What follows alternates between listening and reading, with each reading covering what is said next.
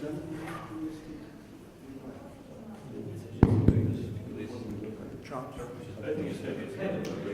good. Okay. Is it the eraser? Is it a wet?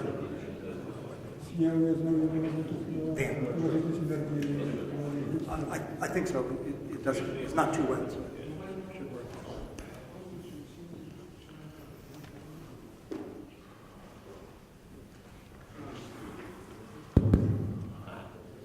So welcome everybody. It's a very great pleasure for me to welcome today Professor Schoen, and actually many seminars would like to have him speaking.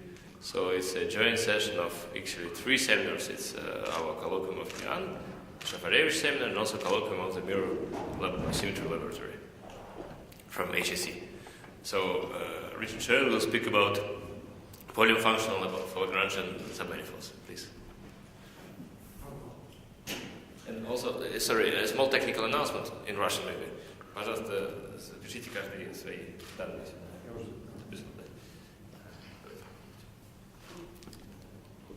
Okay, well, thank you for the introduction, and it's a pleasure to be here. It's my first time in Russia, and I'm really seeing lots of interesting things.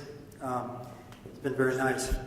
So I was asked to give a talk today about special Lagrangians because they're related to mirror symmetry and some topics that are central to some of the activities here. And let me just say that my interest in special Lagrangians was not entirely related to mirror symmetry, although that's part of it.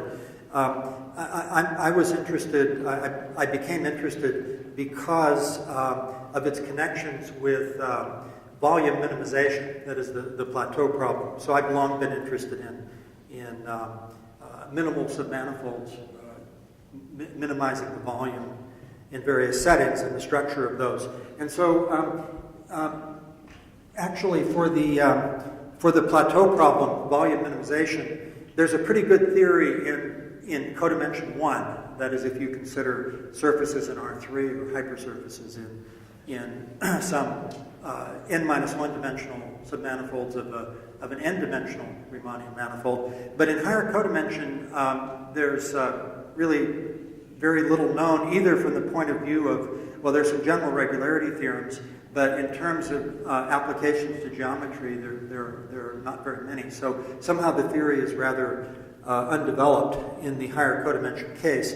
And one of the interesting aspects of higher codimension is that in certain cases there are very special classes of minimal submanifolds. And in particular, they're related to what are called calibrations.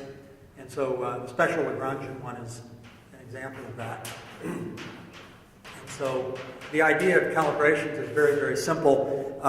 They're based on differential forms. And so if I take say a K form eta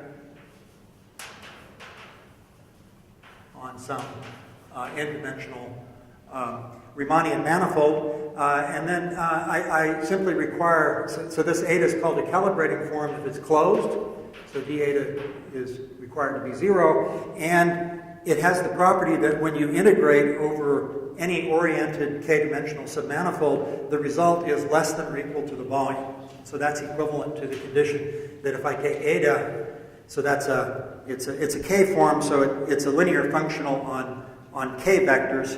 And so if I take a simple k vector, which then corresponds to a k plane, then the requirement is that eta of c is less than or equal to 1 if c is a unit simple vector.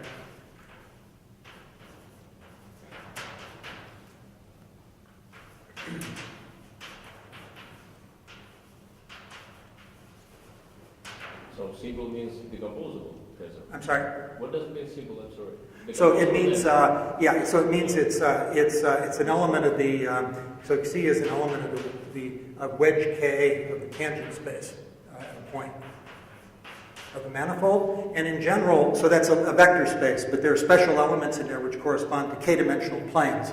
And so if you think of taking an orthonormal basis for a plane, you take the wedge product of the vectors, and that's a k-plane. So the Grassmannian is a subset of the unit sphere in the k-planes. And so this condition, this is just, I mean, if you integrate over an oriented submanifold, then the integral of the k form is just the integral over sigma of eta applied to the tangent plane in P of M, and then integrated with respect to the volume measure E mu of P. And so the condition, this condition is just the condition that the integral over any oriented submanifold is less than or equal to this is less than or equal to 1, so it's less than or equal to the volume of sigma. Okay, and so associated to any form of this type, a K form satisfies this simple inequality. There's a class of volume minimizing submanifolds, and so those are what are called calibrated. So a K-dimensional submanifold is calibrated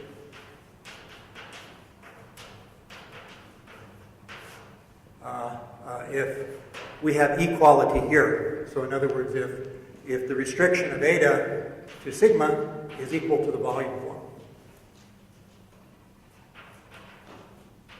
In other words, each of the tangent planes, so it's a condition on the tangent planes. Each of the tangent planes maximizes the application of eta to it. So it's the integral of 1, so it's simply the volume. So that's called calibrated. And so in particular, there's a very easy theorem. I won't go through the proof, but the theorem is that if sigma is calibrated, then it's volume minimizing.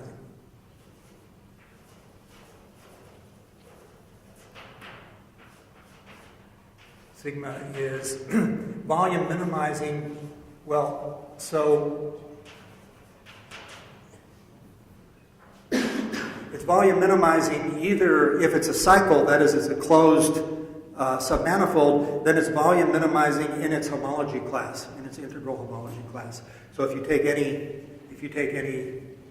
sigma, you take any sigma 1, which is homologous to it, so there's the difference bounds a k plus 1 dimensional cycle, then a simple application of Stokes' theorem says that the integral of eta is the same over the 2 by Stokes' theorem. On the other hand, the integral here is the volume, and the integral there is less than or equal to the volume. So there's a very easy, it's a very easy theorem that calibrated submanifolds are in fact volume minimizing in their homology class.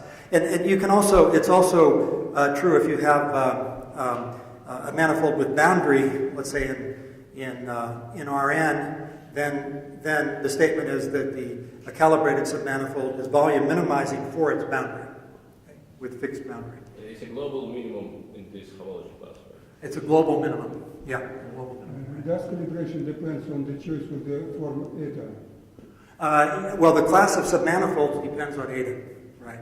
So let me give two examples.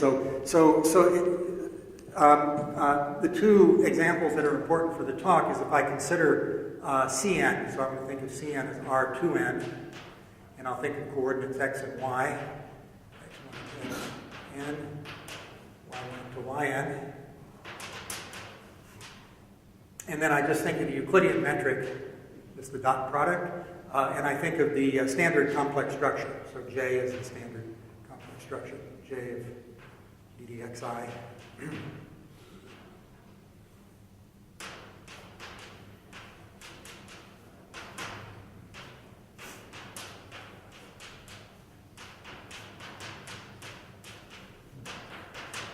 Then there are two natural classes of calibration, so calibrating forms. So the first one is the Kahler form. So omega is the symplectic form, the Kahler form. So in coordinates is the form summation of dx I with dy. And it can also be written as an alternating bilinear function. If we take two vectors, v and w, it's the same as j of v dotted with w. So that's the Kahler form, and the Kahler form is a constant coefficient form, so it's obviously closed. These are both closed forms. So d omega is 0, and there's a natural class of calibrating forms. So if we look at the forms omega to the k, this is the wedge product to the kth power over k factorial. Then this is a 2k form. and it calibrates the complex submanifolds of dimension k. So the condition that that omega or omega to the k is maximal is precisely the condition that the tangent plane is invariant under J. That is, it's a complex plane. Okay, and so this is sort of the classical calibrating form, and the calibrated submanifolds are precisely the complex submanifolds of complex dimension k. And so those will automatically be volume minimizing by this structure. And this whole picture generalizes to a class of manifolds which are called Kahler. So let me think of them in real terms. If I take a 2n dimensional manifold and I take an almost complex structure and a compatible metric G, and I require that J, the almost complex structure, be parallel. So del J identically 0. Then I can make the same, I can construct the Kahler form. Omega in this way, it's just W is just the inner product of J and B with W, and then because J is parallel, and also of course G is parallel for the Leibniz connection, this form will be in fact parallel. So in particular, it's closed. So D omega is 0, and we can make the same. We can make the same construction. So we take omega to the k over k factorial, and again, it's a calibrating form which calibrates the complex submanifolds of the Kahler manifold M. Okay, and so on R2n, or on Cn, there's another calibrating form, or really a one-parameter family of them, which is called the special Lagrangian forms. So these were, I think, maybe first introduced by Harvey and Lawson. So actually, of course, the Kahler form goes way back. In fact, the inequality over there is called the Vertiger inequality, and the fact that their volume minimizing goes back probably to the 40s or 50s. And so this is sort of the classical calibrating form. But there's another one which is going to be important for my talk, which is called the special Lagrangian calibration. And so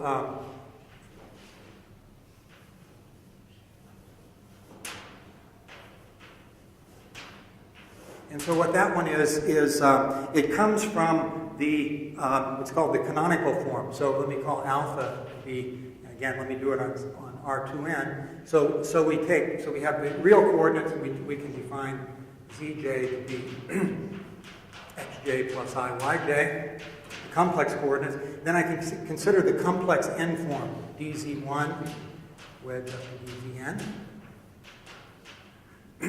And again, that's on Cn is a constant coefficient form. It's obviously closed, but it's complex valued. So it's an n form with complex values in general. And so calibrating forms have to be real valued. So what we can do is we can look at the real part of it. The real part of alpha, and this is called the special Lagrangian calibrating form.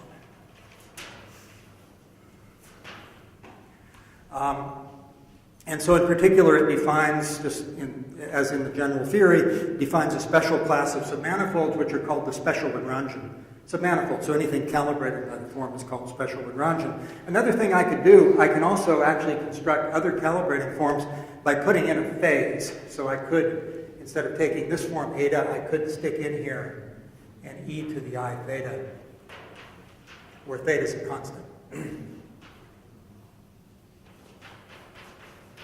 A real constant, and then that also, so it just corresponds to rotating the coordinates, if you like. So that's also a calibrating form. Okay, and so there's a little linear algebra to do to check that. Namely, you have to, it's obviously closed, but you have to check this condition. Okay, and so that's not hard to do. And so that's called the special Lagrangian calibration. And again, the calibrated submanifolds are called special Lagrangian submanifolds. Okay, and now it also has a curve setting, so there's a corresponding manifold setting for this. And in this case, you need a bit more structure in order to get a form of this type. And the right structure turns out to be, and again, this was recognized by Harvey and Lawson, is again a Kahler manifold, but you actually need Also, you need it to be what's called a Calabi-Yau manifold. This is Calabi-Yau. And so that's a condition on the canonical bundle of the Kahler manifold. And what it corresponds to for us is just the existence of a corresponding N0 form. So this is a form of type N0. So there exists a form alpha, which is an N0 form. And alpha is parallel, del alpha 0. So in particular, that implies that alpha is closed. E alpha is 0.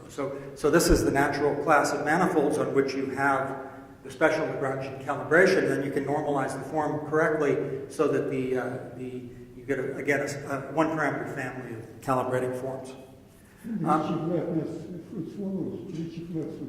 What's that? Calabi-Yau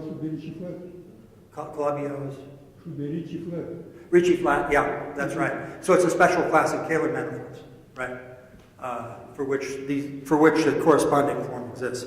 So in general, calibrating forms or interesting ones need not exist on all manifolds. So the special geometry, the fact that it's Calabi-Yau, is what gives you the existence of the form. So in geometric terms, it's the fact that, so being Kahler means that the holonomy group is contained in the unitary group. Being Calabi-Yau means it's contained in the special unitary group.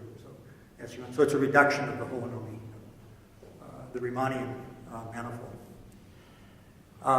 Okay, and so what do we want to do with it? Well, okay, there's a sort of very basic problem in differential geometry, or at least which one can try to approach from a geometric point of view, that is really my motivation for, one of my major motivations for considering this question. And that is, if we take we could either think of boundaries in Cn, or we could think of cycles. So let's say, again, in the calibration theory, so let's say eta is a calibrating form, K form.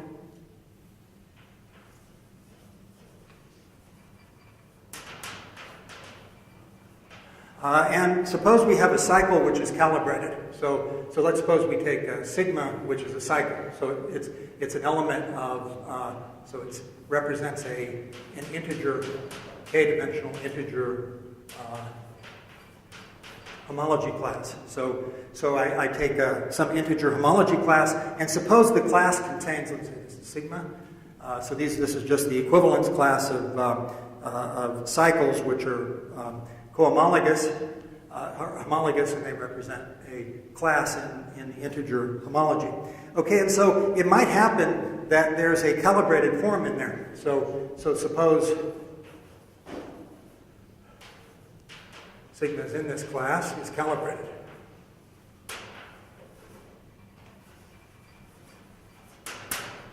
Then, of course, that implies that sigma is volume minimizing by the basic theorem. Didn't quite prove, but it's volume minimizing in the class. On the other hand, if we take any homology class, so on the other hand, the general Plateau theory or the variational theory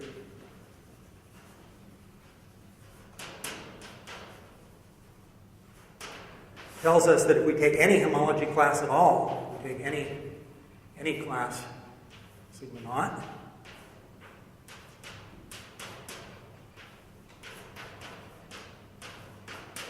then the variational theory tells us that there exists a minimizer in that class.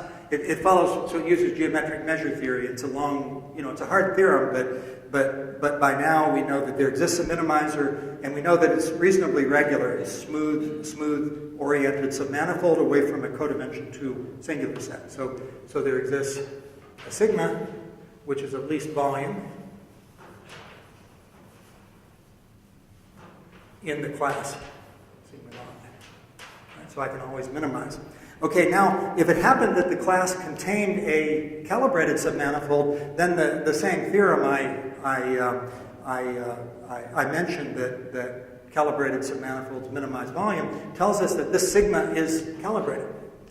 So if there exists a calibration, then this sigma has to be calibrated. This would be calibrated if there exists a calibrated cycle in the homology class. So calibrated cycle is unique in the given homology class? What's that? Do you mean the calibrated cycle is unique in the given homology class? It's not unique, but every minimizer will be calibrated. In general, there may be a moduli space of calibrated cycles, but the calibration theorem, the Stokes theorem argument tells you that if you have two equal volume ones, both of which minimize, then both of them would have to be calibrated, because the integral of eta over the other cycle would also be the volume, and so that implies that it's calibrated. So the inverse implication is true. What's that? So the inverse implication holds. I didn't. So if sigma is volume minimal, then it is calibrated. Well, if sigma is volume minimizing, it's calibrated if there is a calibrated cycle, right? So if I know there's a calibrated cycle, then you can get it by volume minimization. Okay, and then the obvious question is, suppose you didn't know there was a calibrated cycle. You want to argue that for certain homology classes, the volume minimizer actually is calibrated. And so the basic problem, which is sort of, the Hodge conjecture is a problem like that for the complex calibration. So then the question is, the hope is that one could find conditions on the homology class which guarantee that there is a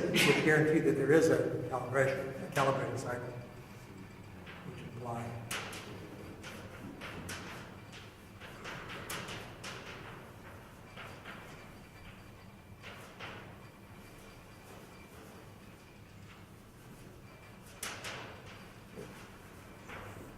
okay, and so that's a question which we don't know how to answer in almost any case.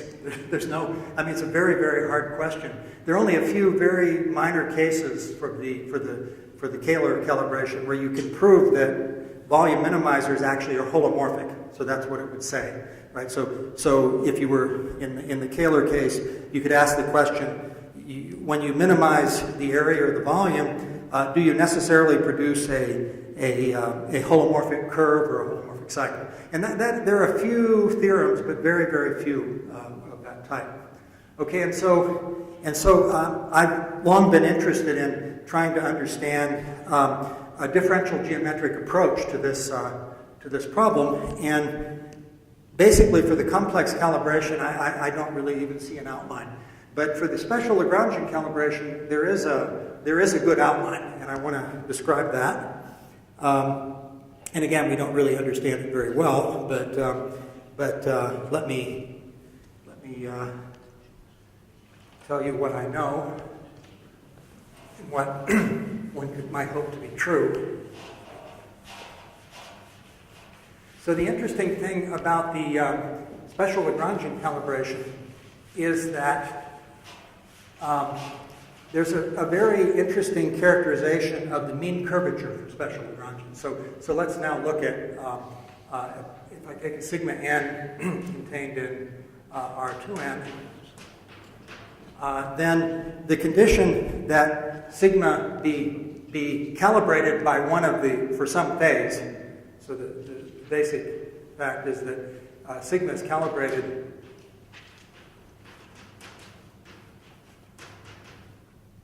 for one of these forms, for say the real part of e to the I theta times dz. Let me just denote the form by dz. So dz is dz1, wedge dzn. So sigma is calibrated by this for some theta.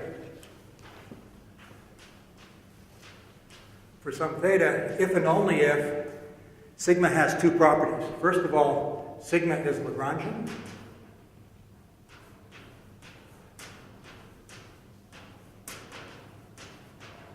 So it's a Lagrangian submanifold. I'll say more about that in a minute.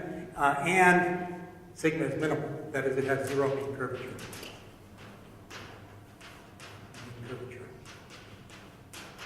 Okay, so it turns out that you can characterize the calibrated cycles for one of these special Lagrangian calibrations with a phase by these two properties. Sigma is Lagrangian and minimal. So let me explain Lagrangian. So first of all, definition. If I take sigma n contained in R2n, or generally sigma n contained in some symplectic manifold. So the Lagrangian condition is a symplectic condition with a symplectic form. Then sigma's Lagrangian means that if the symplectic form restricted to sigma is 0, identically. Okay, and in this setting that we're working in, where we also are choosing a compatible metric, G, this condition is equivalent to saying that if I take the tangent space of sigma at any point, and I take J of it, then I get the normal space, EP sigma. Perfect. So in other words, the Lagrangian submanifolds are sort of the opposite extreme to holomorphic. Holomorphic means that the tangent space is J invariant. Lagrangian means that J of the tangent space is equal to the normal space. Okay? And there's another way of thinking of Lagrangians. So locally, if I just choose standard coordinates, or I think of the flat space, if I write my sigma as a graph, so if I write sigma as a graph over the real plane, so I write yi is fi of x1 up to xn, for I equals 1 to n. This being Lagrangian, so I take the graph. So I take the real plane, say the x plane, and I take a graph over it. So so the y's are functions of the x's. The Lagrangian condition locally is the condition that f1 up to fn be the gradient of a potential function. So this is equivalent. So the Lagrangian condition is equivalent to there exists a u scalar function, a potential function, so that fi is du dxi. And so it's very easy to construct Lagrangian submanifolds. So locally, they're just parameterized by potential functions. Given any potential function, I can take its gradient, and the graph of the gradient gives me a Lagrangian submanifold. So that's the Lagrangian condition. So you should think of this as a very flexible condition. And now the minimal condition, this H, remember, this is a PDE. This H is the mean curvature, so it's the trace of the second fundamental form.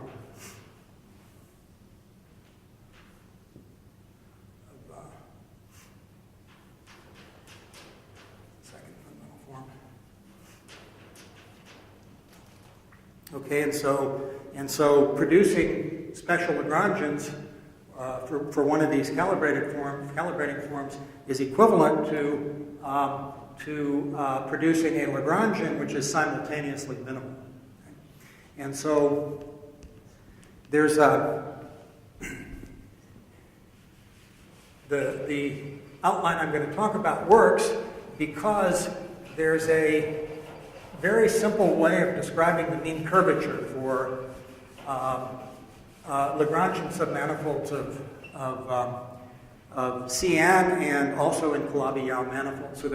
So the geometric part of this is the mean curvature of Lagrangian sigma, and it's kind of interesting because it's completely analogous to one way of describing the curvature of a curve in the plane. Of course, the curve in the plane is Lagrangian.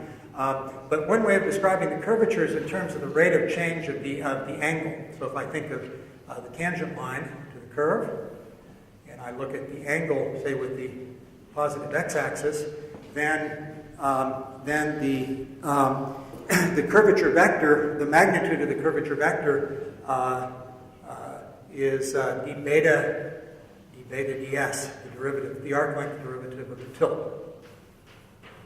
And then, of course, the direction of the curvature vector is then rotated 90 degrees the tangent space. And there's an exactly similar description. So if I take a Lagrangian sigma and I take my form dz and I restrict it to sigma, and what I get, so remember sigma is Lagrangian, and so each of its tangent planes is a Lagrangian plane. So it's the unitary image of the x-plane. So the base Lagrangian plane. So like here, how do I get the tangent plane? Well, I rotate the x direction by an angle, beta. The same thing is true here. So the restriction of this form, if I apply this to any tangent space, what I get is a unit complex number. This is I get e to the I beta times dv.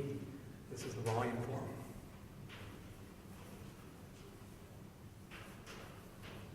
Where this beta is the same sort of beta there. This is just the determinant of the unitary transformation, which takes the tangent plane to the standard x1 up to xn plane. So beta is called the Lagrangian angle. Beta is a multi-valued function. It's only defined modulo a period of 2 pi in this case. Beta is called the Lagrangian angle.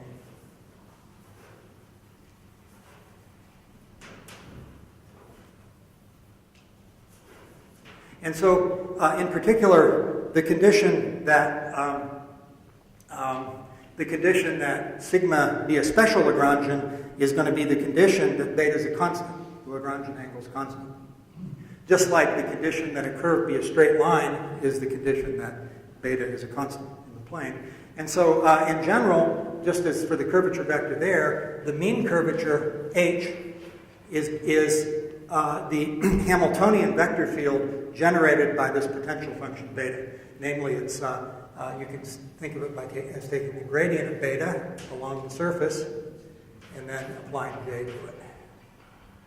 And so again, just as in the case of curves, the mean curvature is given as the derivative of the gradient of a tilt or an angle, and then of course it has to be normal to the surface. So it's j of that. So this is at least locally a Hamiltonian vector field. Right? So this is the same as taking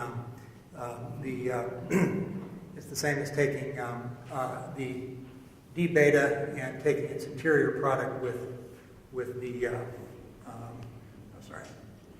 the corresponding one form would be that. But it's the standard form for a Hamiltonian vector field.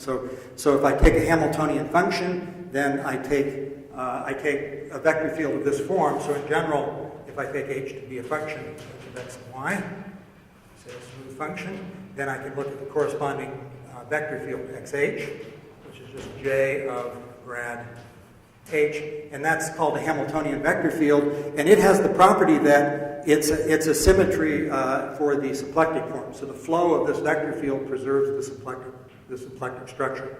So the flow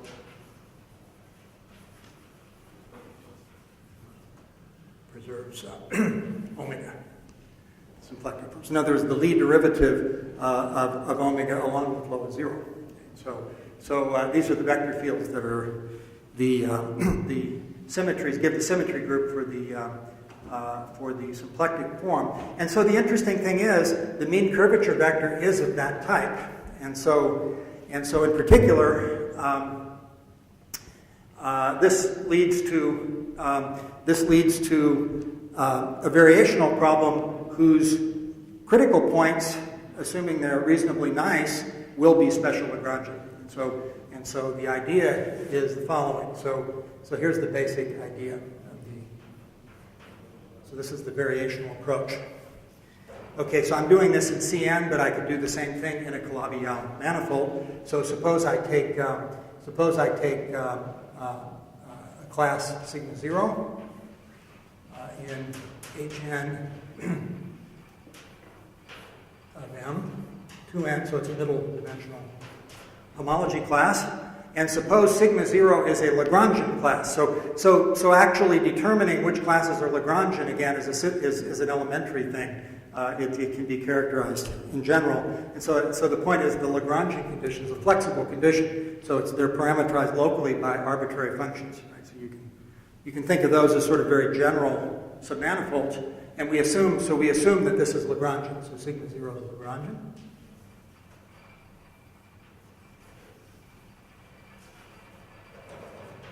Okay, and then what we can do is we can minimize the volume among Lagrangian competitors. So we can formulate the Plateau problem, or the minimization problem, where we require our competitors to be Lagrangian also. Okay, so then the first step is to construct a sigma, which is of least volume among Lagrangians. So it's Lagrangian and of least volume.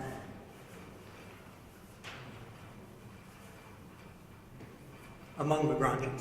So one can formulate the sort of restricted Plateau problem that you look for minimizers where you restrict the class of competitors to be Lagrangians. Okay, well, what do you get when you do that? Well, let's assume we could do that and produce a smooth sigma. So let's assume sigma is smooth, then, or at the smooth points of sigma, what that condition amounts to is the following. So, as I said here, the mean curvature is Hamiltonian, and so what that means is if I take h, the mean curvature vector, and I take the interior product with omega, then that defines a mean curvature form, sigma h. So this statement implies that if I take the mean curvature vector and take the interior product with omega, I get d beta. So this gives me a form. So the mean curvature form is a closed one form. So this is a closed one form. I've done this in the CN case, but it works also in the Clavier case. And so this mean curvature form for any Lagrangian satisfies d sigma h is 0.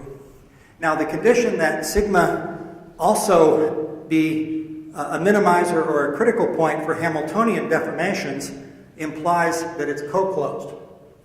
So this is the condition, del sigma h is 0, or d star. So that's this condition is equivalent. This is what this condition is called Hamiltonian stationary. So it means that the volume is stationary when we do Hamiltonian deformations. So the Hamiltonian deformations, of course, because they preserve the symplectic form, they preserve this restricted class that we're minimizing over. Right? So we have a lot of deformations. When you do a variational problem, in order to get any information, you have to have lots of deformations.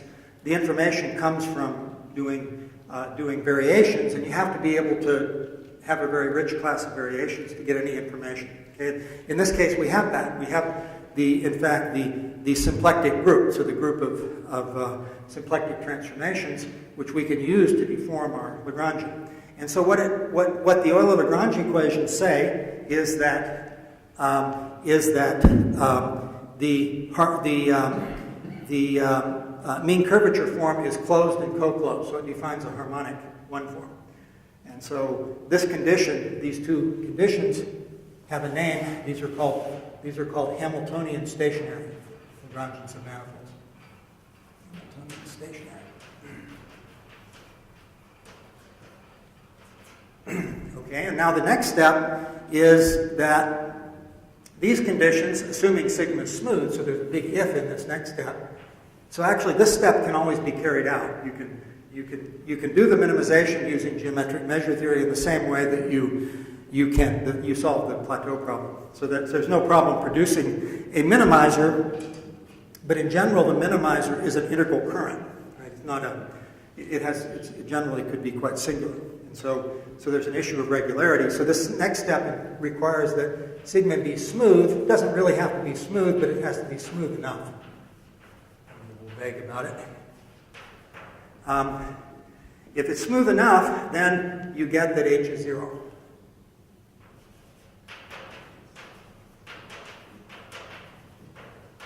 It's minimal, h is 0. And in particular, you solved the problem. You showed that if we start with a homology class which has a Lagrangian representative, and again, that's a general condition that's easy to work out, then by minimizing the volume among Lagrangians in the class, we produce a Hamiltonian stationary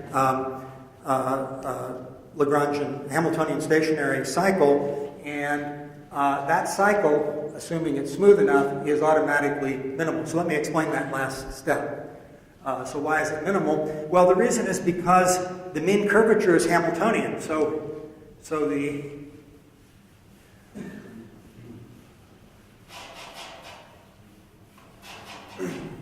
why would this be true? Well, so the point is that if I take any sigma k, sigma n, k to m 2n, and if I deform it in the direction of the mean curvature, I always reduce the volume.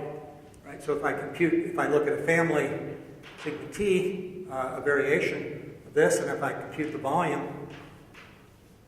sigma t, and I differentiate ddt at t equals 0, then what I get is I get the integral over sigma minus the integral over sigma of the variation vector field x with the mean curvature, d mu.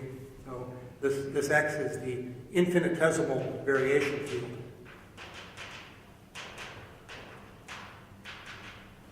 Excuse me, what means smooth enough? There is singularities.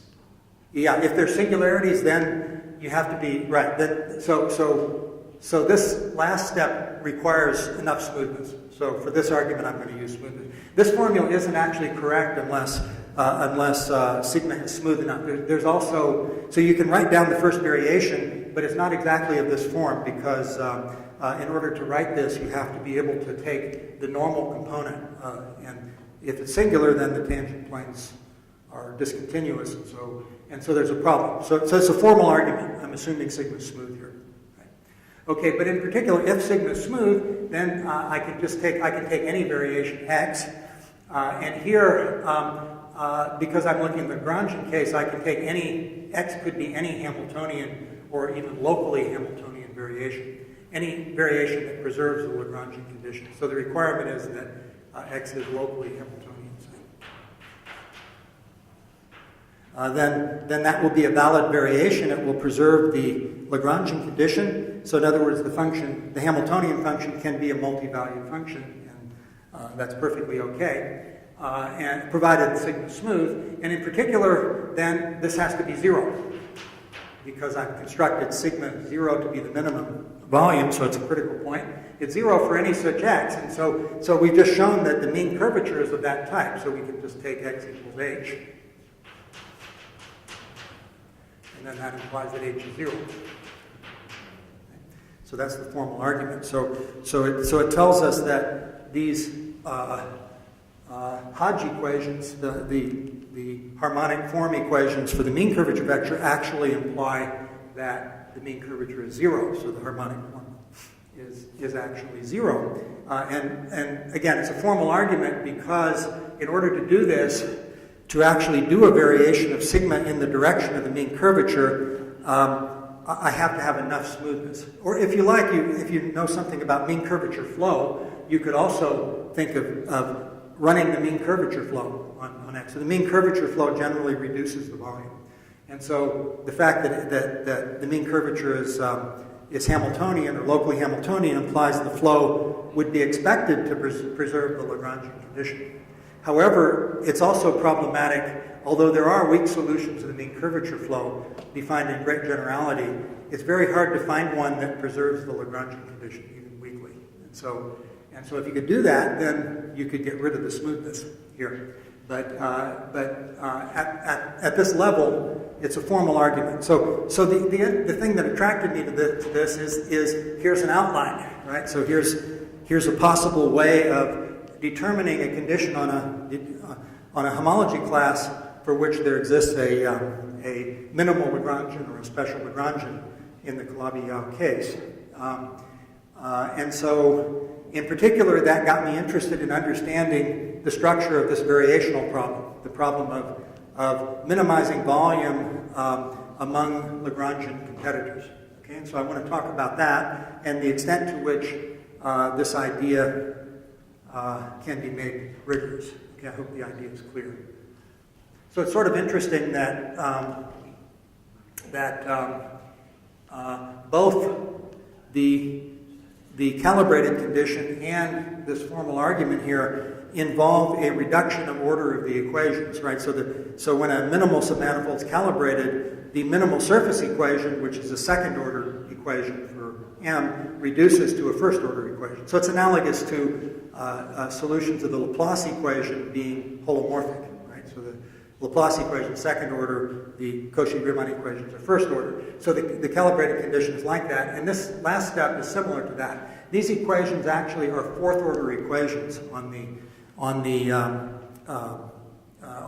sigma, and the minimal condition is second order, but in a Calabi-Yau, in fact, it reduces to first order. So again, it's the same sort of idea. Actually, in Hodge theory, that's true too. So you can do Hodge theory by solving the Hodge-Laplacian equation, which is a second order equation, and then if you're on a closed manifold, you end up showing that it really satisfies the first order system, right?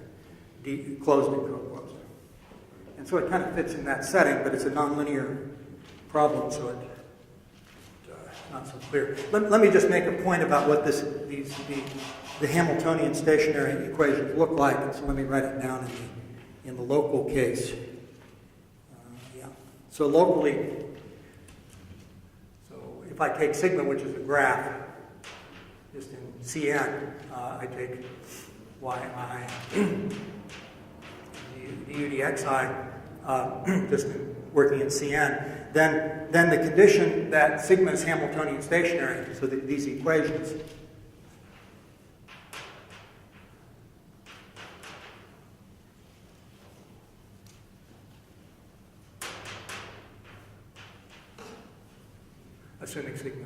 assuming u is smooth, the condition is the condition that the divergence, so d dxi of the Laplacian with respect to the metric on sigma of du dxi is 0, sum on I. Where the induced metric on sigma, gij, is equal to delta ij plus sum on k of u ik. So this is just the induced metric on the graph in the base coordinates. So I take my coordinates to be the x's, and then when I write a graph, I get the induced metric from R2n is just given by this expression. Okay? And this is the Laplace operator with respect to g. So this is of course that g depends on u. So it's a nonlinear fourth order equation. And if I looked at u to be small, if I look at the linearization at the zero solution, then I just get the biharmonic. So this would be, if g were delta ij, then this would be the biharmonic, the Laplacian square of u is 0. Okay, and so that's the sort of. What is this equation? For which function? Sorry. This equation, for which function this equation? For g or for u? This. Yeah, and all equations, all this equation is equation for what? The situation with respect to. So this is the Laplace-Beltrami operator for this metric. So it means so Laplacian g is. I mean, what is unknown function? U or g? The unknown function is u. Yeah, so g is determined by u. So I'm taking u, that determines my Lagrangians, the graph of the gradient, and then the induced metric is given by this expression, and then so it's a nonlinear equation because g depends on u. What are boundary conditions? Well, so you can expect to solve this equation with you could take, for example, specifying Dirichlet data and Neumann data. So you need two boundary conditions. It's a fourth order equation. This is third order. Sorry? This is third order, not second order. Is it? Third order. Fourth order. It's 4, right? 4? Yeah, this is 1, and this is 2 more, it's 3, and then that's the fourth order equation. So it's related to the biharmonic Laplacian u. What do you mean on the Dirichlet boundary condition for the first order? So the Dirichlet boundary condition would specify, for the biharmonic, would be, you specify the u and its first derivatives on the boundary, or u and the normal derivative, right? That's the standard. That would be the Dirichlet data for a biharmonic, and it's similar here. So it corresponds really to specifying the values of du dxi on the boundary, right? So du dxi determines the boundary of sigma as a submanifold, right? Because sigma is the graph of the gradient. And so on the boundary, so it would be really just specifying du dxi on the boundary. So it's really a plateau type problem. So it's like the codimension 1 plateau problem. I have some region down here in the x-plane, and then I can look at the cylinder over it, and I can specify the boundary data. That would be, and then I can hope to fill that in by a graph. On the other hand, it's a very hard problem globally to understand that. There's no existence theory for that graphical problem, except for small perturbation setting. Okay, and so that's what the local problem looks like. And so you see, it's a pretty, it's not a very standard problem because it's a fourth order nonlinear system, but still nonlinear equation, scalar equation. But still, it's in some ways not too bad. Let's see, I started at 3 o'clock, right? Yeah. Okay. So I go until. It's supposed to be 1 hour and a half. Hour and a half. Okay, so I can go to 4:30 if I want. Okay, and so. Right, so that's the formal argument, and so let me tell you a theorem. So I've did some work on this. Again, it's not very recent, but there are a lot of interesting problems that still there's a lot to be done on this. It's but we do have a theorem, and let me describe it.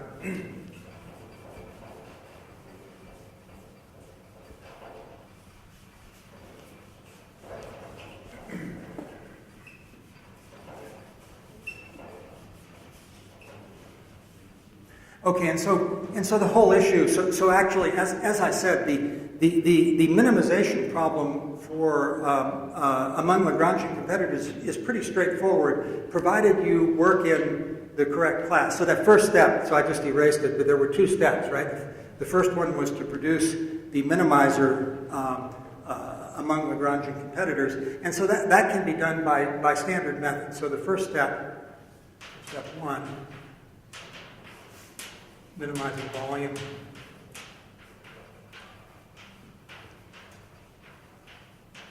Among Lagrangians is pretty much okay. So there are 2 classes in which it's sort of standard to do that. I don't know how to do it in general. There are cases where it's not solvable. So for example, if you allow sigma to be non-orientable, then this is a problem. Solving it. On the other hand, if you require orientability, so if you take, for example, integral homology classes, so it can be solved. For example, it's okay for integral current.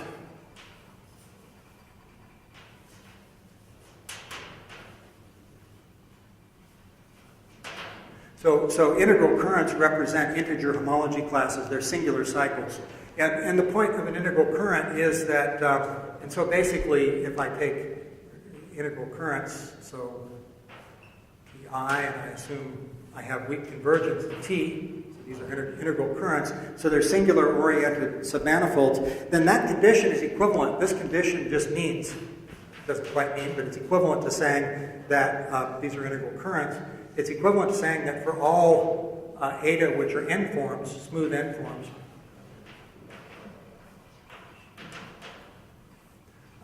the integral of eta over Ti converges to the integral over T of eta. So in other words, it's weak convergence where you think of the current as an operator on n-forms. Right? And so in particular, this is really set up nicely for preserving Lagrangian. So it's then not very hard to show. I mean, if these were two-dimensional, then I could just take eta to be the symplectic form. And then since these are 0, the limit would be 0. But in higher dimensions also, you can take a form which is omega wedge something, and you can argue quite easily just from the weak convergence that the key thing is that if Ti is Lagrangian, so these TIs are integral currents, so they have tangent planes almost everywhere. So at almost every point, there's a tangent plane. Lagrangian means that for almost every point, the tangent plane is a Lagrangian plane. Okay? So it makes sense to say that an integral current is Lagrangian. And so if Ti is Lagrangian, then just from this characterization of weak convergence, it's not hard to show that T is Lagrangian. And basically that's and then the geometric measure theory gives you the relevant compactness theorem. So in GMT in general, if the TIs are integral currents, so that means, well, in our case they have no boundary. It means they're rectifiable and oriented in a natural way. Then there's a compactness theorem in geometric measure theory that tells you the limit is also an integral current, and the mass of the current is lower semi-continuous. And so the way you solve the Plateau problem is you just take a minimizing sequence. You have a weak compactness theorem, so you take a weak limit, and then because the mass is lower semi-continuous and the limit is in the same class, you end up you get that the mass minimizes for T. T is Lagrangian, and if these guys, and if the mass or the volume Ti converges to the infimum,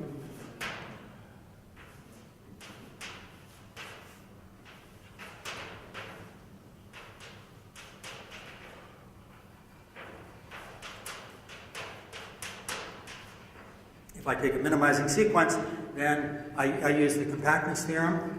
So the compactness theorem implies that there exists a subsequence Ti prime which converges weakly to T. And then the closure theorem, or the theorems of geometric measure theory, imply T is also integral, so it's rectifiable. It's an integral current.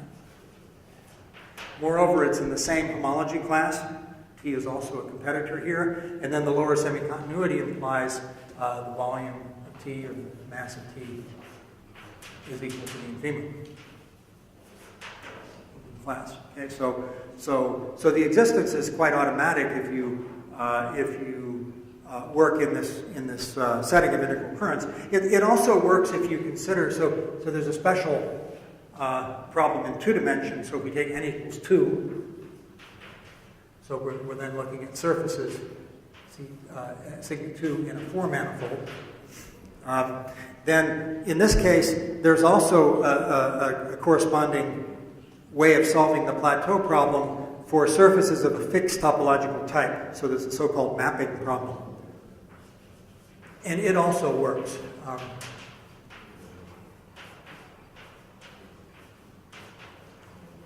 Namely, you can take your homology class, or actually the mapping problem gives you more general results. Really, you can look at a map of a fixed surface. So let's take sigma naught to be some closed surface.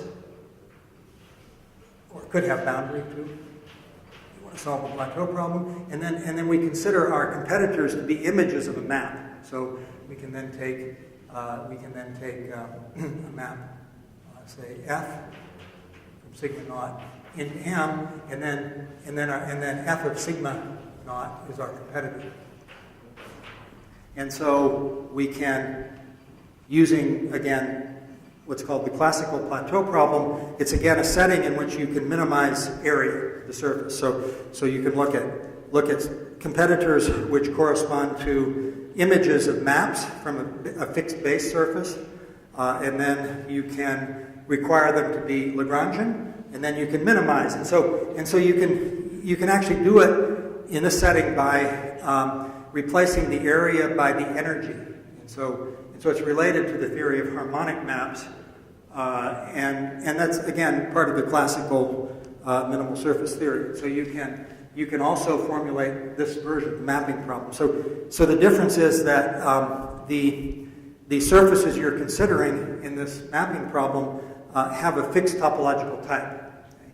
And so And the convergence is a little different. The weak, it's really weak convergence in W12 or in functions with square integral first derivatives. But nonetheless, the Lagrangian condition is preserved under that condition. So you can also solve this one. So you can solve. So the Lagrangian condition is preserved under the corresponding convergence. Again, under the weak convergence.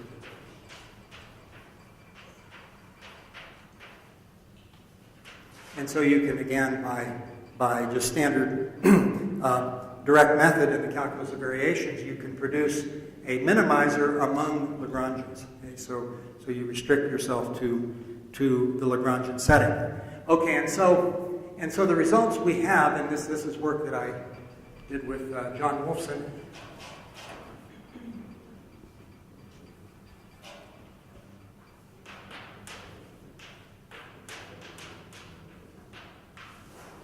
And so the results we have apply to this second case. So we don't know, even in 2 dimensions, how to handle the first one, the regularity issue. So that was step 1, right? So step 2 is the regularity.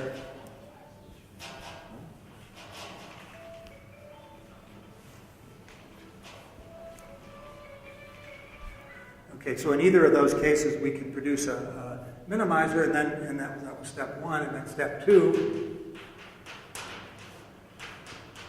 is the minimizer sigma smooth enough?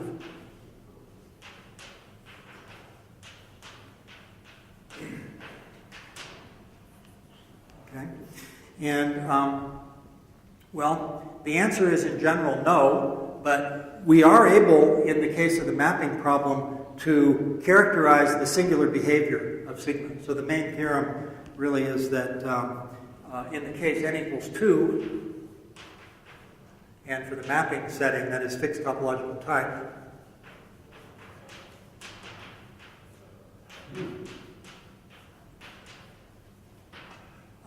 we have a theory. So we can prove that in fact the minimizer is smooth away from isolated points. So actually, if you know the classical Plateau problem, when you minimize the area in general, you get a smooth surface except for isolated branch points. So in general, there could be the isolated points.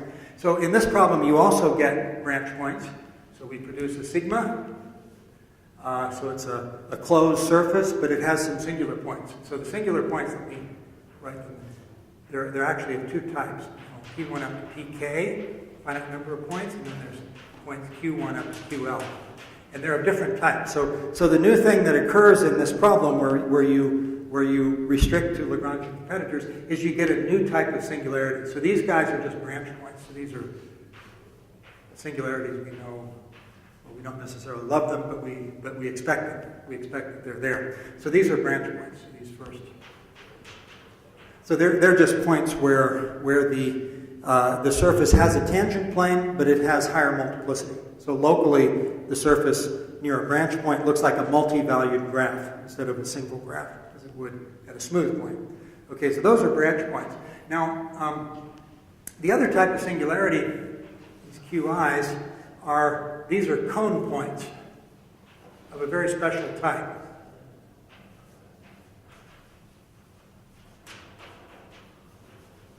And so, and I'm going to describe them. So they have a very nice geometric structure, but unfortunately they mess you up in terms of the second step in the argument, in other words, proving that the mean curvature is actually 0.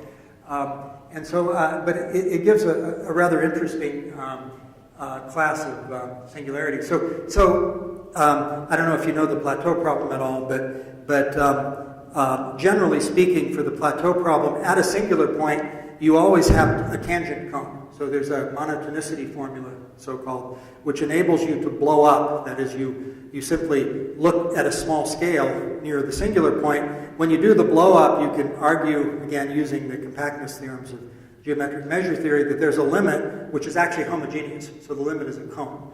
And so you can in some cases reduce the question of singularities to the study of cones. So if the cones were flat, then in some cases you can prove the surface is actually regular. So if the cone is actually a plane. Well, actually, that's not always true, because at the branch points, the tangent cone is a plane, but it's taken with multiplicity. So you can't necessarily go from the flatness of the tangent plane to the smoothness, but the branch points, again, don't bother us so much here. And so it's these cone points. Let me describe the cone points. So these are, so the cone points, when you rescale, correspond to cones, two-dimensional cones in R4, which are actually Lagrangian. And because we were minimizing area to begin with, they will be area minimizing. So they're Lagrangian and area minimizing.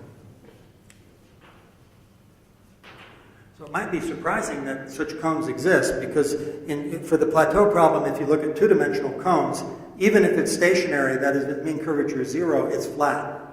So these simply don't exist without the Lagrangian condition. But in the Lagrangian condition, there's a very natural class of these cones, some of which, stationary cones, some of which actually minimize. And let me describe them in two different ways. So how do you get these cones? Well, the cone, of course, is a cone over a curve.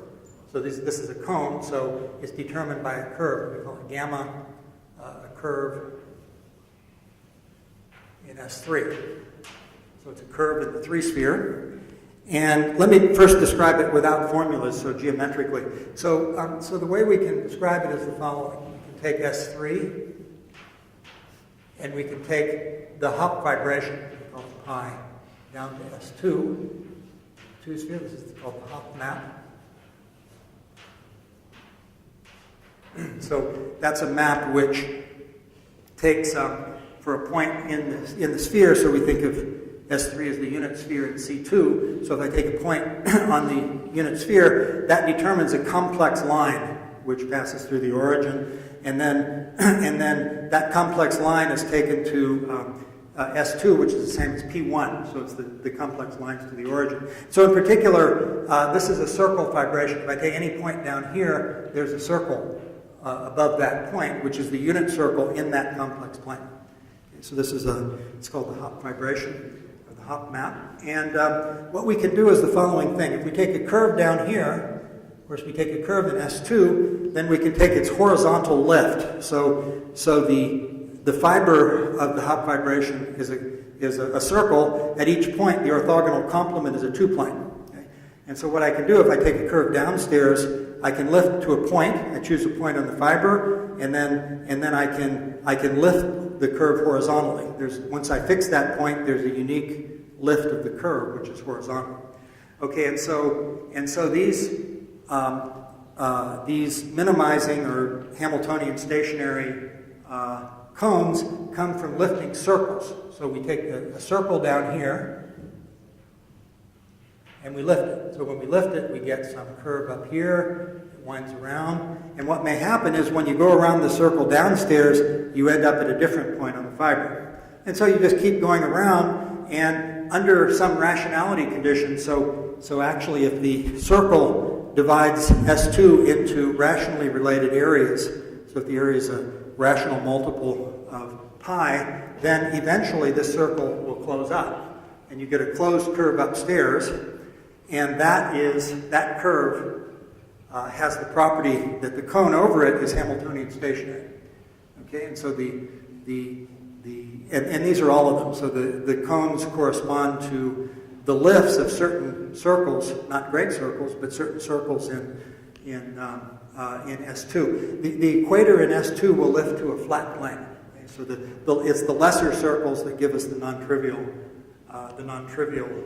curves upstairs, and we want our curve to close up, so we have to satisfy this rationality condition. Okay, and so you can write all this down in formulas, and so let me do that. Remember it? Yeah. So that's the sort of geometric picture, and so the formula for the curve is the following. So we take they're parameterized by a pair of positive integers, p and q, bigger than or equal to 1. We assume they're relatively prime, so pq is 1. And then we look at the curve gamma of theta, so we parameterize it on the unit circle. So theta is defined theta is so So gamma of theta will be a periodic variable. And so the formula is 1 over square root of p plus q. And then square root of q times e to the I square root of p over q times theta. And then square root, and then I could be slightly wrong here. Square root of q over p times theta. So there's an explicit formula for the curves, and this curve, because it's orthogonal to the fiber at each point, is a Lagrangian curve. So for the Hopf fibration, the orthogonal complement to the fiber is the contact distribution for the standard contact structure on S3. And so these are curves that are Lagrangian curves on S3, and that's the condition that the cone over them is Lagrangian. So that's why the cone is Lagrangian. And then the Hamiltonian stationary condition, the condition that the mean curvature is co-closed, is why the projection is a circle down below. So that's why they have the specific form. And so what happens here is if I take the Lagrangian angle of the cone restricted to the curve gamma, it turns out to be p minus q times theta. Okay, and so in particular, these curves have the property that the Lagrangian angle is periodic. It's not single valued. So in other words, so the change in the Lagrangian angle around the curve is called the Maslov index, the Maslov class. And so what happens is that there's an index associated to these, which turns out to be p minus q, the difference between these guys. And so these singularities have the property that the Lagrangian angle around them is not single valued. So the tangent plane has a certain angle to begin with, and then when I go around, the angle changes by addition of some by some amount, and that index turns out to be p minus q. Okay, and so sorry. Yeah. Is this formula okay? I'm sorry? Theta should be on the S3. On S3? Gamma. Gamma is a curve on S3. It should be a curve on S3. Oh, so I probably am missing a square root of p, or maybe. I think I miscopied the formula. Let's see. So, yeah, it's supposed to be. Right. So if I take the magnitude of this is unit. So if I take the magnitude of this squared, I get q, and here I get p, and then I divide it by, when I square it, I get 1 over p plus q. Yeah, so I was missing the p there. That's right. It's a curve on the 3 sphere.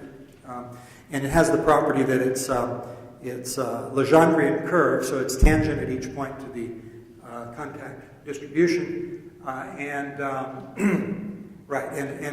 the cone over it is Hamiltonian stationary. So that's this class of singularity. So in particular, the question is, do these points occur? And well, the answer is, so in other words, are these singularities actually minimizing? And there's an interesting question in this as to which ones are, but what we can prove is that, prove in the paper, is 2 things.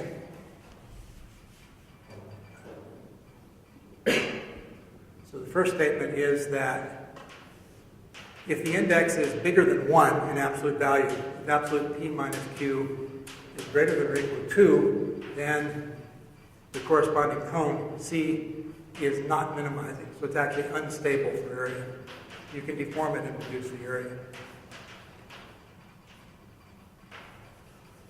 So in other words, when you do a minimization problem, you will never get the cones, singular cones, where p minus q is greater than or equal to 2. Okay? And the other thing we know is that at least one cone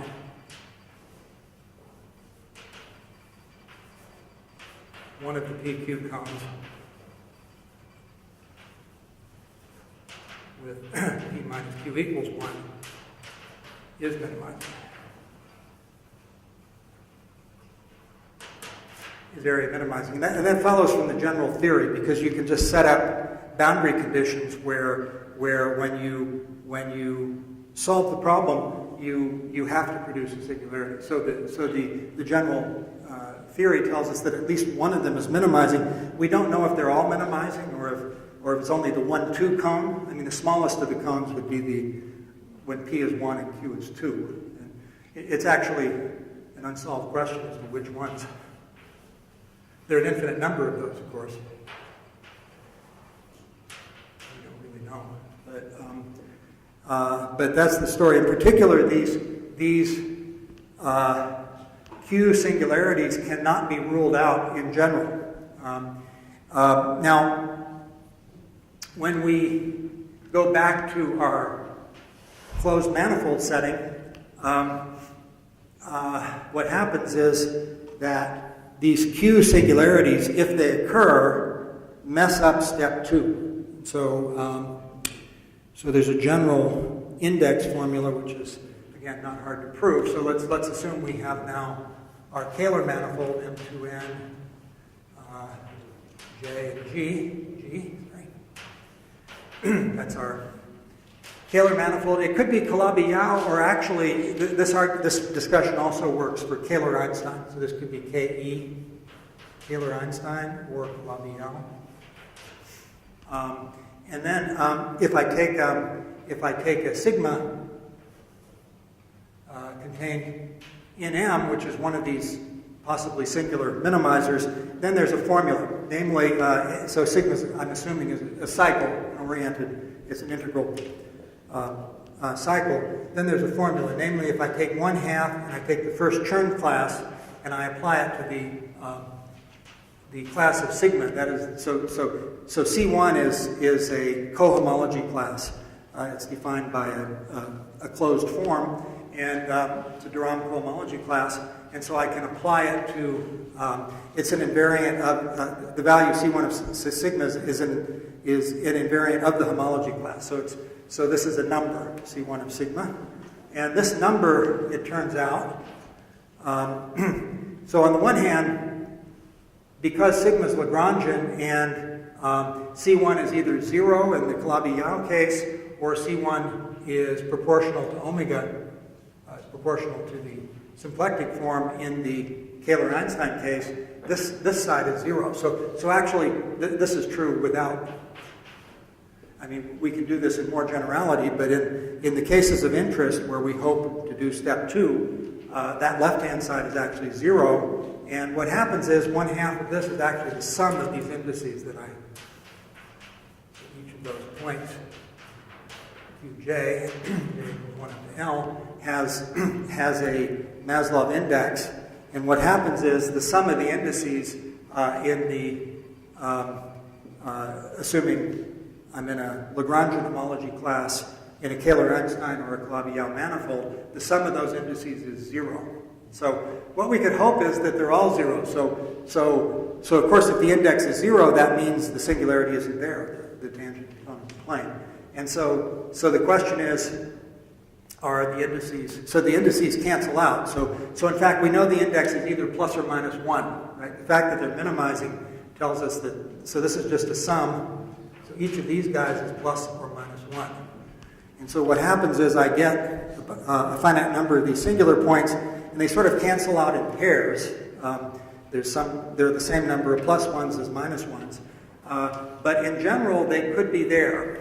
And I believe you can construct examples where they must be there. I mean, if you knew, for example, that the class is not representable by a minimal Lagrangian, then the reason would have to be that that these Q singularities are there.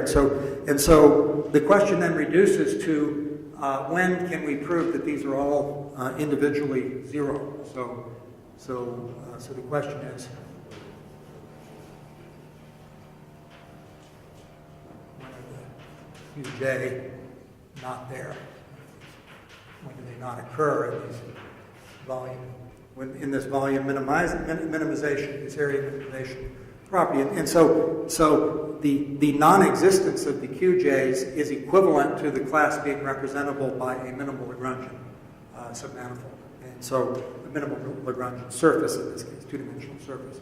And so we have a pretty good theory, but it doesn't work in all cases. In fact, even in the two-dimensional case, it's sort of hard to say exactly when it does work.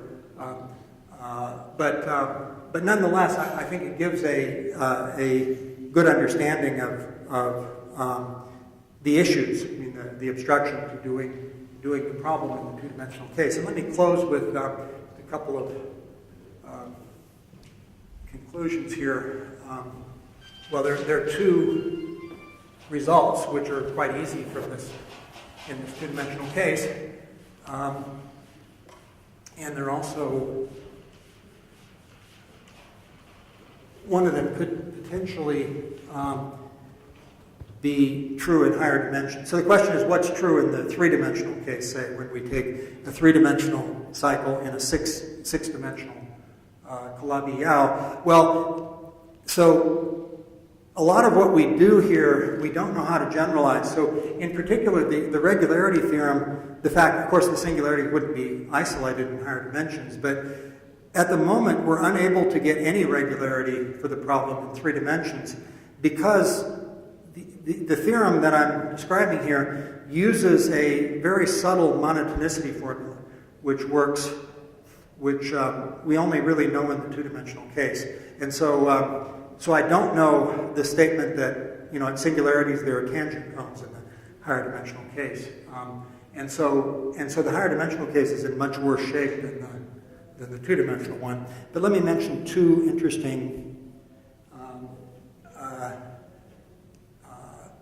corollaries of this. So the one corollary one is that so assume that we're in a situation where I have a homology class. So let me give it a name. I'll call it sigma.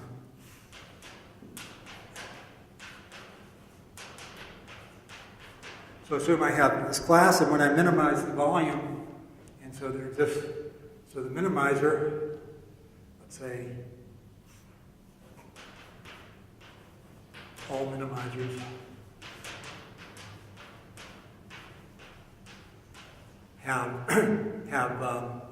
have some Q's.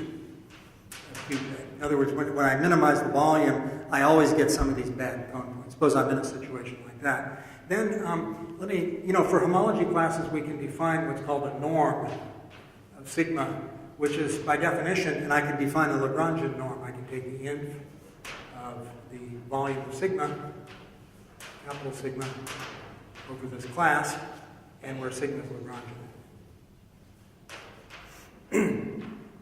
So in general, if you have a class which is calibrated, then if you take 2 times the class, then it's also calibrated because the minimizer in that class would be just the minimizer in the original class multiplied by 2, so with multiplicity 2. And so one thing about calibrated classes is they have this, it's called stability. It's a different kind of stability than the volume stability, but they have the property that when you multiply the class by k, the norm, that is the infimum, is k times the original infimum. So an interesting thing about this, assuming there are qj's there, is that if we take the norm of 2 times sigma, it's strictly less than 2 times the total sigma. So in other words, if we take the minimizer and we double it, we take it twice, then the singularity then is taken twice. So you think of the curve going around twice, and that curve is no longer, the doubled curve is no longer minimizing. And so in particular, 2 times the singular cycles will not be minimizing in the class, and so in particular, the minimizer will have strictly smaller volume. And so this question of whether k, the norm of k times a class is k times the norm of the class, is sometimes it's called stability of the homology class. And so the singular classes in this setting are unstable in the sense that it's true also for any k, k times sigma. That's one corollary. There's a second corollary, which is that, which again follows from the fact that these singularities have a non-zero index is that there's a deformation theorem. So let's assume that I have M4 JG, and I have a homology class sigma in H2 of MZ with the property that there is a minimal Lagrangian. Sigma contains a minimal Lagrangian. So that, let's say, a least volume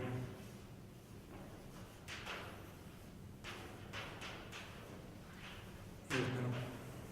So in other words, the singularities don't occur. Suppose I'm in that situation. So suppose I'm lucky and I find some manifold, some homology class for which I can represent the homology class by a minimizer which doesn't have the bad singularity. So it's minimal and Lagrangian. Then the conclusion is if I do a variation, so I consider a family JT and GT a real family. T is say in minus epsilon epsilon, where J0 is J and G0 is G.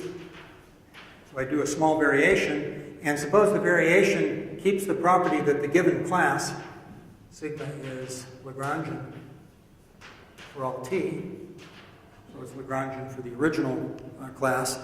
Let's assume we do a variation where the class remains Lagrangian. So that's actually just a homological condition, so it's reasonable to assume. The conclusion is then that this implies that for all T, the minimizer is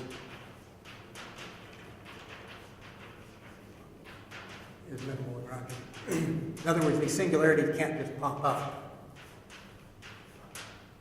If the singularity is not there at time 0, then when we perturb a little bit, they're still not there because the singularities have a strict index, non-zero index around them, and so when we do a perturbation, we can't simply produce them. The index will vary continuously, and so if they're not there at time 0, they won't be there for deformations either.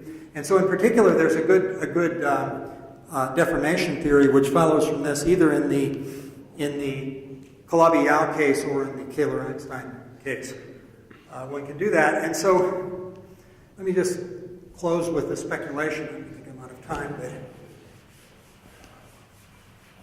this property 2 could hold in the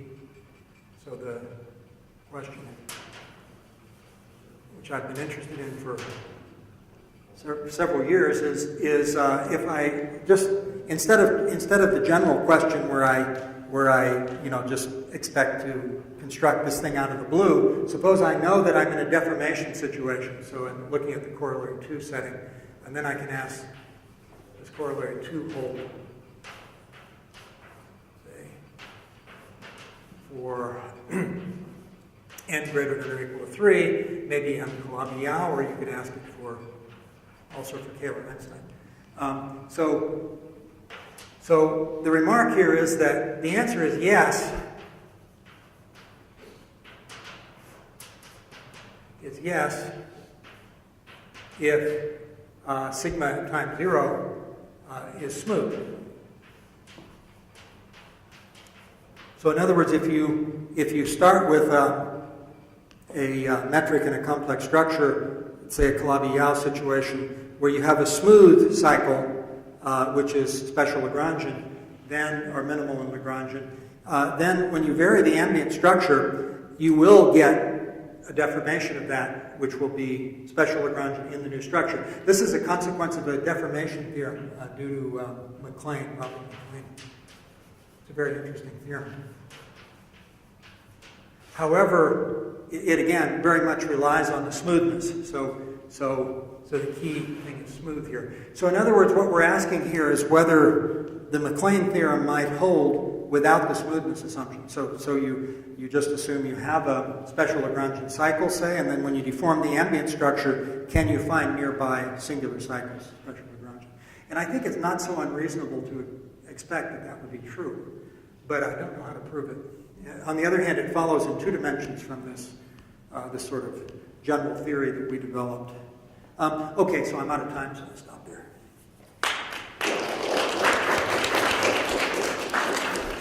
Thank you very much for a very interesting talk. Are there some questions, comments?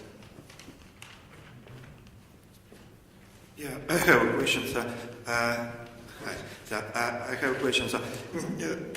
You said about the calibration and two different situations that are in some sense mirror symmetric to each other. I mean that holomorphic situation and Lagrangian situation. So, and is there any kind of experience when we have something that is mixed?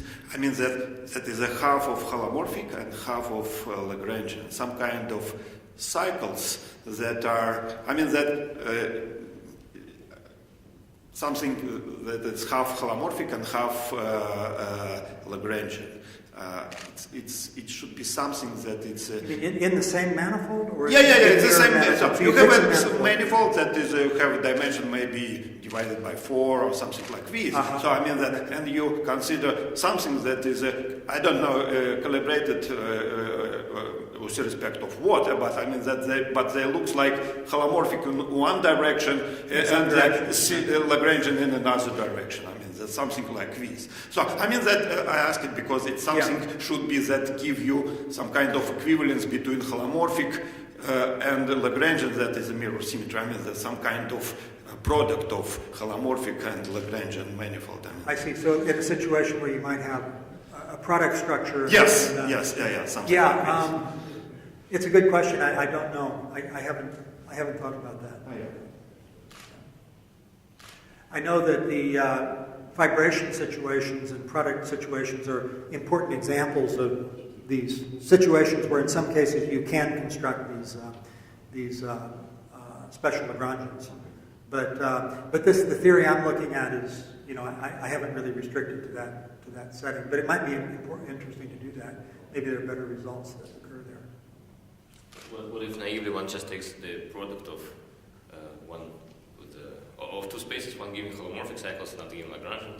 Then the sum of the pullbacks of form will not be calibrated anymore. So if you took a product of cycles in two different manifolds, so you have a holomorphic cycle in M1 and a Lagrangian cycle in M2, then you take the cross product of M1 cross, you get a product cycle in 2. Yeah, so that would be the model for what you're I just meant that, as far as I understood the question, you want it to arise from some calibrated form, right? Yeah, it should be. As a part of this formalism. You want it to be... So the sum of pullbacks of calibrated form is no more calibrated in general, I guess. Yeah. Is it the problem, perhaps?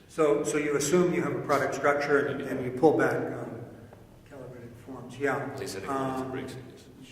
I see. It would be a different calibration form. Yeah, I guess when you compose it in terms of a calibration form, then you can ask a similar question of whether you can solve the problem. And I don't know whether this particular step 1 and step 2 method would work in that setting because of the holomorphic part. But it would be a natural thing to look at. Just a moment. Is there reason to expect in this case some kind of dual fibrations? One is horizontal, one is vertical, maybe of additional dimensions. Could be, I don't know. I have also a naive question. So in this context, do you also have a natural to think about Archimedean inequality? So what about the norm of just sum of two homology classes? Then is it less logical than the sum of norms? It holds. Oh, I see. I think that's true. Yeah, I think it's an honest norm on the homology. Yeah, just because if you take sigma 1 plus sigma 2, you represent one with a minimizing cycle and the other one, the sum of the two will be a cycle in sigma 1 plus sigma 2, so the minimum will be less than that. Yeah, it's a norm on the lattice, the integral lattice. Question. Just a moment, I give you. Once again, in the case when M is a complex projective manifold smooth, so you said that minimal volume cycles are complex analytic, right? Minimal volume is holomorphic? Are holomorphic, right. Now question. That isn't known to be true. I mean, it's true for the complex projective space itself. That's a theorem of Simon's. Yeah, question. Yeah. What is the geometric meaning of those for which the volume is not minimal but a critical point? The volume is not minimal. Oh, you mean but whether... a different kind of critical point. Yeah, I mean, generalization for the Plateau problem, there may be higher critical points for the volume, and those certainly couldn't be holomorphic. What is the geometric meaning for complex projective? What do they mean? Yeah. So you think of a projective, so a submanifold of projective space, and you have a homology class in there with a stationary but non-minimizing cycle. Yeah, I don't know whether it would have any interpretation for the in terms of the complex geometry at all, really. I mean, in general, for the Plateau problem, you can have lots of higher critical points, and they probably don't mean anything, but I don't know. You know what? In the complex analytic case. In the complex case, yeah. So for these special manifolds, even there, I think it's hard to interpret those. Would be my feeling. On the other hand, I don't have a specific example. I mean, I guess.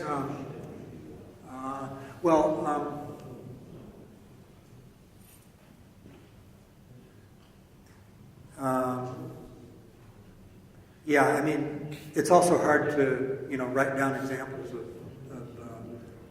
minimal submanifolds, and so. But I would get. I mean, just from the Plateau problem, my feeling is that there typically would be non-minimizing cycles in a homology class, even for a nice manifold.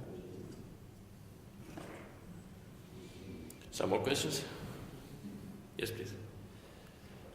I have a general question concerning the methods you use.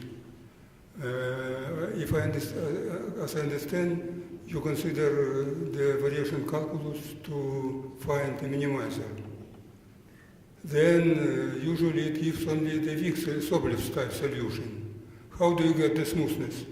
The smoothness, yeah. So the proof of the theorem, although it's a mapping setting, the proof is really in the spirit of geometric measure theory. So we produce minimizers by, again, replacing the area by the energy, as you usually do, and then varying the conformal structure of the domain. So like the classical Plateau problem. But then the minimizers for the energy are not harmonic because of the restriction to Lagrangian.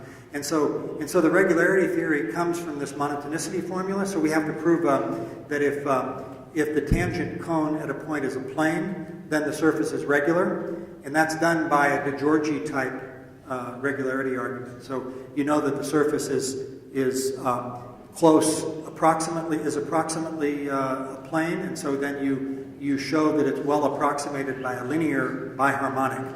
So it uses the biharmonic approximation, and then you use the linear estimates to do a kind of tilt and improve argument. So generally, the regularity theory, if you have if the surface is close to a plane, then you show that on a smaller scale, it's even closer to some other plane. Right? That's the idea of the regularity theory. And the way you get that other plane is by showing the surface is well approximated by a solution of a linearized problem. So it's a kind of weak inverse function theorem in a way.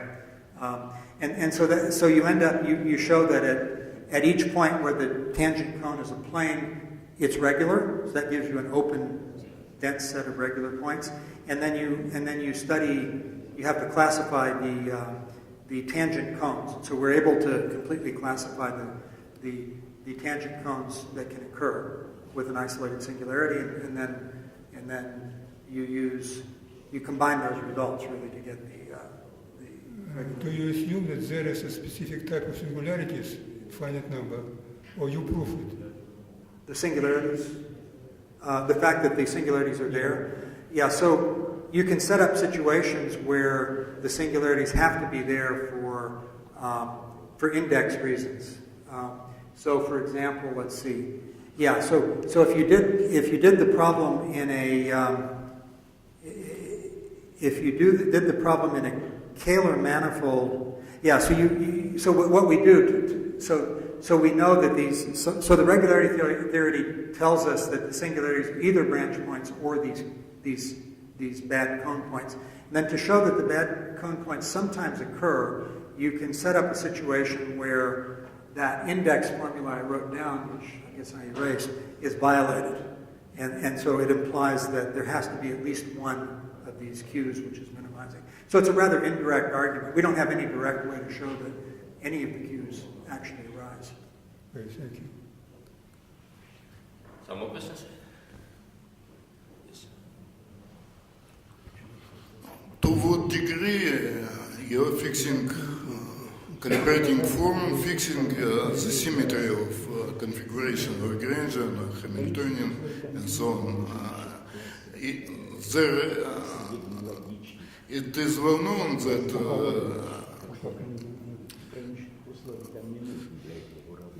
there is stratification system of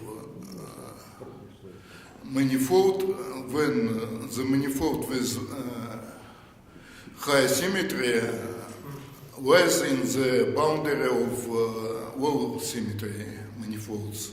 And in your approach, do you consider the symmetry of your minimizing configurations? So you're asking about connections to integrable situations where where the equations form an integrable system. Did I understand that correctly? So our manifold, as it stands, we don't assume that it has any symmetry. So these are general analytic methods which work for arbitrary manifolds. But on the other hand, the Hamiltonian stationary equations, if you look at them in C2 or in the complex projective space with a standard metric, actually there's an integrable systems formulation, and you can construct a lot of solutions using integrable systems methods. They typically won't be minimizers, but there are an infinite number. So several people have done that sort of thing. And so the symmetry of the ambient manifold is important for those kinds of ways of solving the equations, which is quite different from what we do. Those are more algebraic geometric. And as far you can approach a totally integrable system in your approach. What, say it again? I didn't hear the first part. So integrable systems are? Totally integrable system also has flat metrics and so on, like Colokvium. Yeah. And it is well known that total integral system may give some basis of consideration such configurations. Yeah, I'm not an expert on integral systems, but as far as I know, the methods require special ambient manifolds. But maybe you know more than I do. I'm sure you do. But, we don't use those methods. And what I've seen works only in symmetric manifolds like C2 or CP2, complex projective. Thank you. Yeah. So maybe the last question and then Michelle. Thank you. Excuse me, are you able to prove that the real minimizer have finite number of singularities? And if yes, what is the way of proving it? Yeah, so in this case that we handle, the two-dimensional case, we get that there are a finite number because we're dealing with a compact cycle, a closed cycle, and we can prove the singularities can't come together, so we get separation of the points. So they're isolated points, and so there would be a finite number. We can rule out so one of the arguments is to show that you can't have a sequence of singular points which converges to something. And that's done by a sort of tangent cone argument too. So you can show that if you had such a thing, then the tangent cone would have a non-isolated singularity at the limit point if you blow up at a suitable scale. So yeah, the arguments do give that in the two-dimensional case, but it's something which is very special to two dimensions.